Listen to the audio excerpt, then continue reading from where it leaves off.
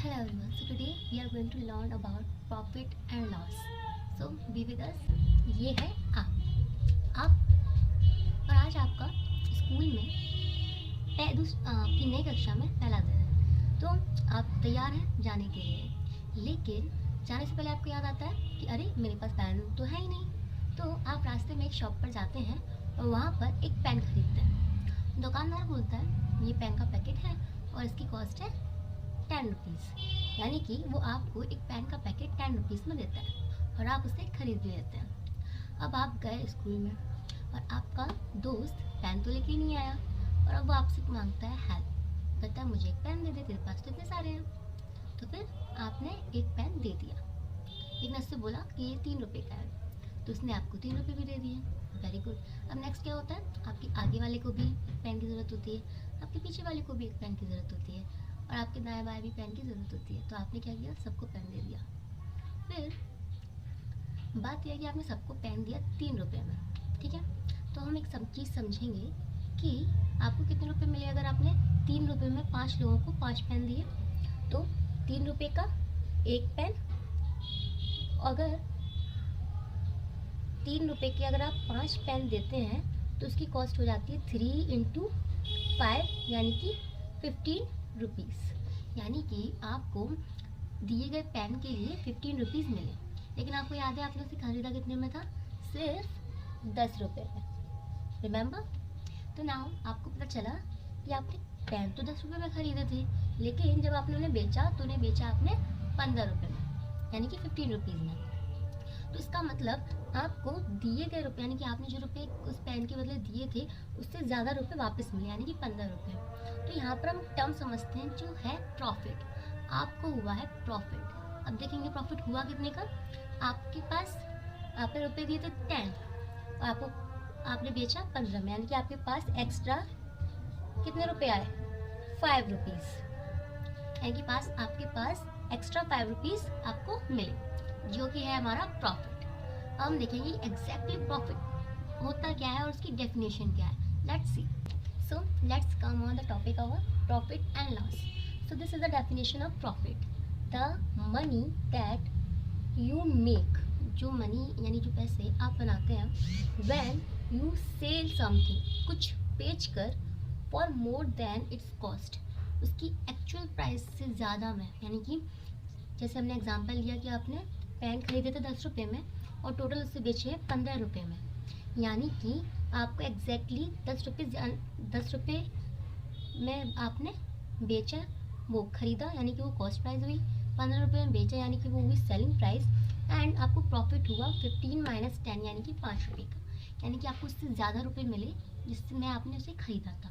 और यही आपकी डेफिनेशन बोल रही है, the money that you make when you sell something for more than it's cost. तो आप समझ गए होंगे कि प्रॉफिट क्या होता है। प्रॉफिट कुछ नहीं है, बस अगर आप किसी चीज़ को कम में ज़्यादा में बेच रहे हैं और कम में खरीद रहे हैं, यानी कि आपने कोई चीज़ 10 रुपये में खरीदी और उसे 15 रुपये में बेची, तो आपको प्रॉफिट हुआ 5 रुपये का। मान लीजिए आपने कुछ और चीज़ खरीदी 100 रुपये में खरीदी और आप उसे बेच रहे हैं 150 रुपये में, तो वहाँ भी आपको प्रॉफिट हो रहा है 50 रुपीज़ का। तो ऐसे ही अगर आप किसी भी चीज़ को कम में खरीदते हैं और ज़्यादा में बेचते हैं तो आपको होता है प्रॉफिट। प्रॉफिट के क्वेश्चन बहुत सिंपल होते हैं, वो हम करेंगे अपनी नेक्स्ट वीडियोस में, लेकिन अब हम समझेंगे कि लॉस क्या होता है। नेक्स्ट तो हम आते हैं आप फिर से आप पर। अब आप उसी पेन की दुकान पर गए, लेकिन इस बार उसने आपको पेन 10 रुपये में ना देकर 20 रुपये में दिए, यानी कि अब आपने जो पेन खरीदा, यानी कि पेन की कॉस्ट प्राइस जो हुई वो हो गई 20 रुपीज़।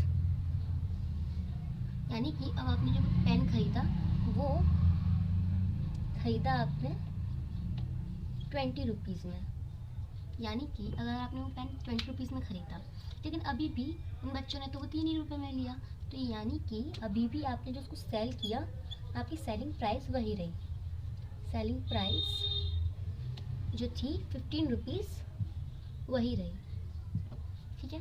तो यानी कि अब क्या हुआ, अब आपने पेन तो 20 में खरीदे, लेकिन उन्हें बेचा कितने में, 15 रुपये में, यानी कि आपको हुआ लॉस, क्योंकि आपके एक्स्ट्रा रुपये चले गए, आपको उतने वापस ही नहीं मिले।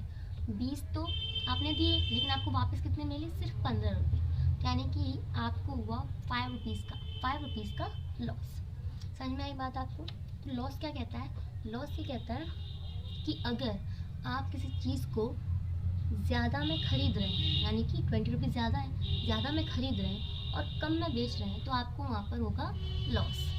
समझ में आया आपको कि लॉस क्या होता है, कब होता है? जब आप ज़्यादा में ख़रीद रहे हैं और कम में बेच रहे हैं तो आपको होगा लॉस। तो लॉस को रोक सकते हैं आप अगर आप अपनी ध्यान रखें कि हमारी सेलिंग प्राइस कितनी होनी चाहिए, राइट? क्योंकि अगर आप 20 में बेच रहे हैं, आपको प्रॉफिट चाहिए, तो जाहिर सी बात है आपको 20 से ज़्यादा में बेचना होगा, ठीक है? तो यहाँ पर हमारा हुआ है लॉस। तो लॉस की डेफिनेशन क्या बोलती है कि अगर आपको आपने जो रुपए दिए हैं उससे भी कम रुपए में उस चीज़ को बेचना पड़े तो वो आपको लॉस कहलाएगा, ठीक है? एक बार हम लॉस की डेफिनेशन भी देखेंगे। So let's see this definition. The amount of money which is lost by business. Loss is what is loss? Loss the amount of money which is lost by a business, यानी कि किसी business में से अगर हम जो रुपए लगा रहे हैं उसमें से कुछ रुपए अगर हम खो देते हैं, नहीं मिलता है वापस, तो हम उसको बोलेंगे हमारा लॉस। जैसे कि हमने पेन खरीदने में लगाए थे, हमने पेन खरीदने में 20 रुपये लगाए, लेकिन हमको वापस मिले सिर्फ 15। तो इस वीडियो में हमने सीखा कि हम कैसे प्रॉफिट और लॉस निकाल सकते हैं, सिंपली देखकर कि पहले तो हमें ये देखना होगा कि हमारा प्रॉफिट ज़्यादा है या लॉस ज़्यादा है।